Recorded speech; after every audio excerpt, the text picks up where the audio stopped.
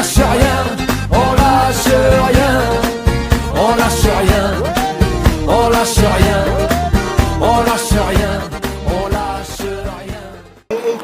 On paye et on va payer plus tard. La médecine du travail, il n'y a pas très longtemps, elle a expliqué qu'il y avait une hausse de l'hypertension, il y avait une hausse du diabète, il y avait une hausse du cancer du sein pour les femmes, il y avait une hausse des fausses couches pour les femmes enceintes, etc. etc. C'est un métier pénible. Qu'est-ce qu'on gagne au final? On gagne des cacahuètes. On gagne des cacahuètes. On a la vie des cheminots sur le terrain, on a la vie des voyageurs dans les trains, et au final, on a des salaires, voilà quoi. Il faut savoir que le salaire d'un cheminot de nuit, c'est 2,70 € de l'heure et 20 centimes de milieu de nuit. De minuit à 4 heures, le cheminot, il a droit à 20 centimes en plus.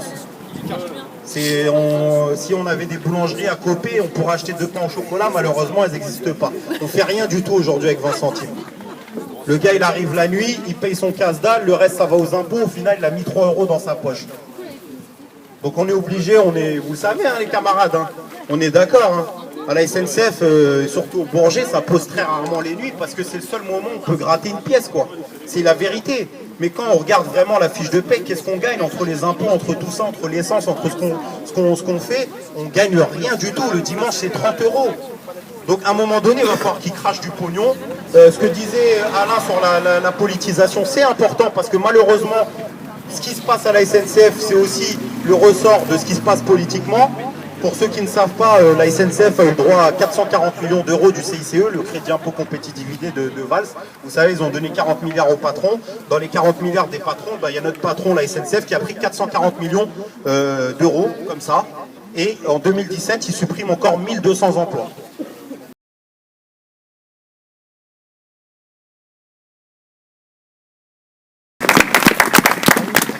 Je pense qu'il a un peu tout dit. Moi, je voulais vraiment vous féliciter pour votre solidarité parce que 90% c'est énorme.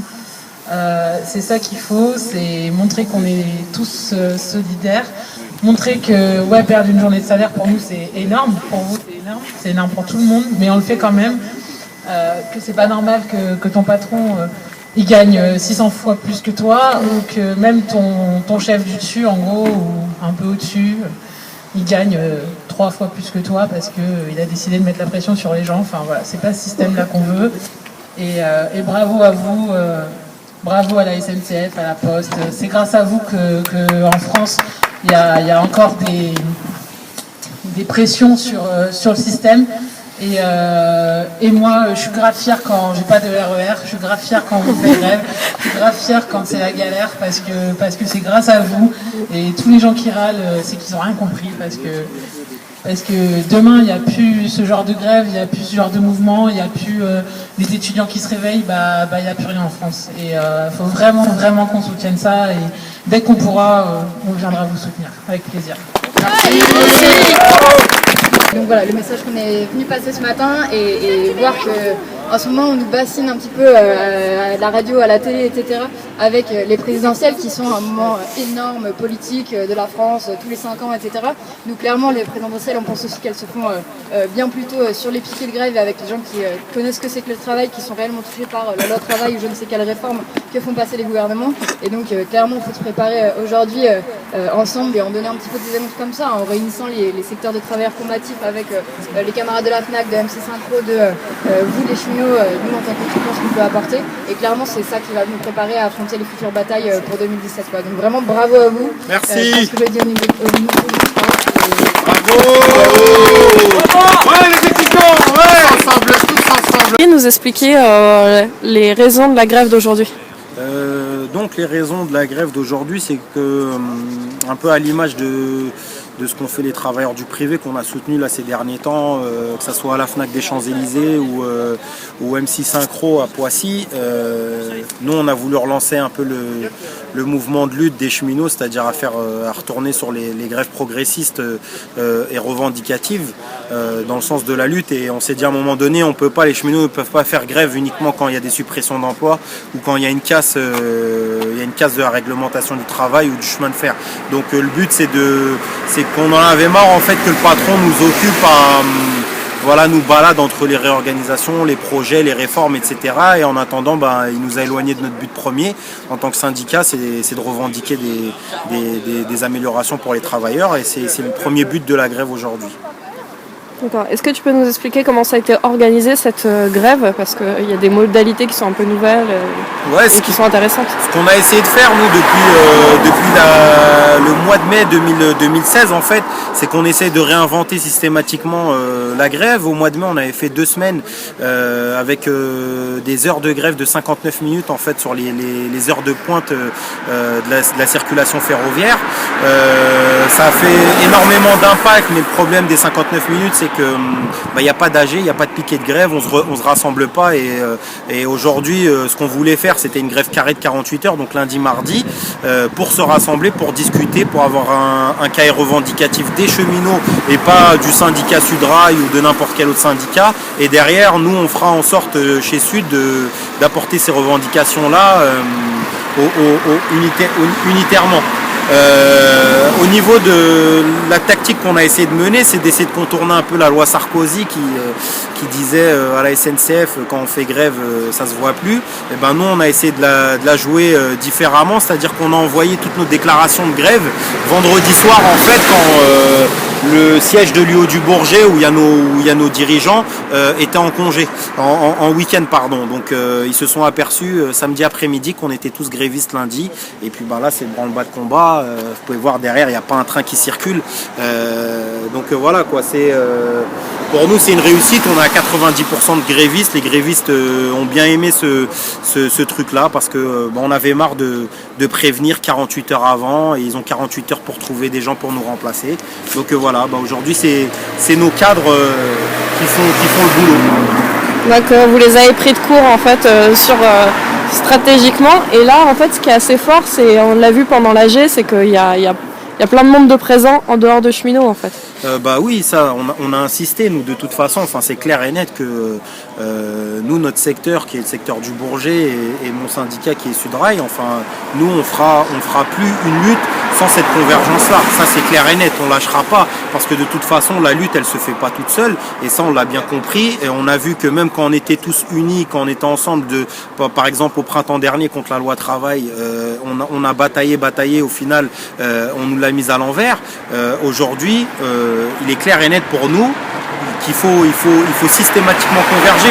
Donc on a invité les camarades de la FNAC, qui pour nous, ce qui était important, c'était qu'ils expliquent que ça fait 41 jours qu'ils sont en grève, et que les cheminots, quand ils font une journée, 2 journées, qu'ils se disent ah ouais, quand même, nous on réfléchit à ce qu'on fait une reconductible ou pas. Il y a des gens qui, ça fait déjà 1 mois, ils ont même pas eu de salaire le mois dernier, quoi. Donc voilà. Et puis il y a nos copains étudiants qui nous suivent et qu'on suit depuis maintenant quelques mois, voire des fois quelques années. Dans les luttes, ils continuent à lutter derrière nous, ils continuent à être présents, ils nous apportent énormément de chaleur, et voilà quoi. Donc c'était important pour nous. Voilà, on a essayé de faire en sorte de parler de ce rapport-là public-privé, de dire aux cheminots qu'il n'y a pas que la SNCF, que même dans la SNCF maintenant il y a du privé, qu'il va falloir s'y intéresser de gré ou de force. Il faut s'y intéresser, il faut faire en sorte qu'on lutte ensemble. C'est intéressant parce que c'est une grève qui est la SNCF qui touche notamment l'infra de Paris-Nord, si je ne me trompe pas. En interne, il y a à la fois différents postes qui se réunissent malgré leur différenciation de fiches de paye, etc. Mais également des camarades venus du fret soutenir, c'est ce qu'on entendait à l'AG. C'est intéressant aussi que vous-même en interne sur la même boîte, mais vous avez différents postes et différentes qualifications et différents jobs, mais vous arrivez aussi à vous unir de la grève, quoi.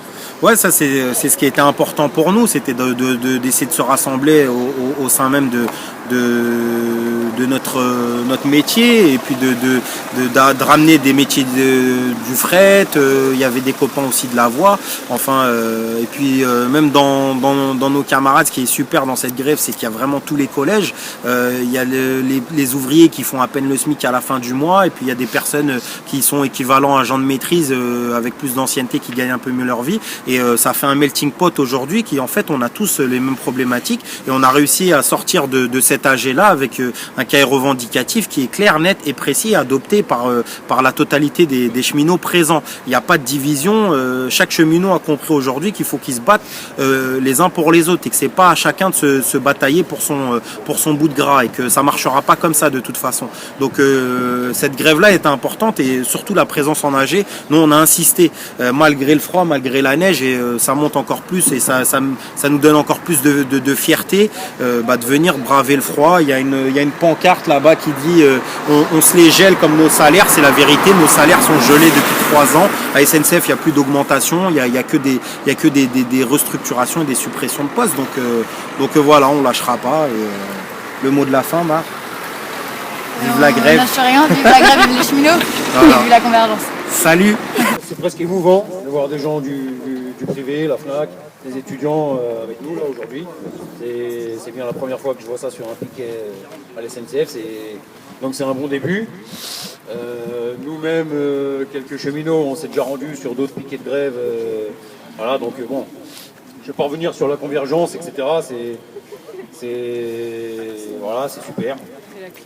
Juste moi, je voulais m'adresser un peu aux cheminots quand même, pour vous dire, si ça se confirme, cette grève-là, si ça se confirme, les postes de Villemomble, Bobigny, Stein sont fermés.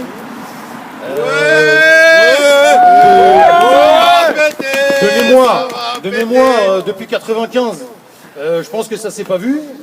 Pourtant, il y en a eu des grèves sur le service minimum, sur les retraites, la loi travail, etc. Mais les postes fermés comme ça, de mémoire, ça s'est jamais vu. Moi je vais pas rajouter grand chose. C'est super de voir tout le monde ici.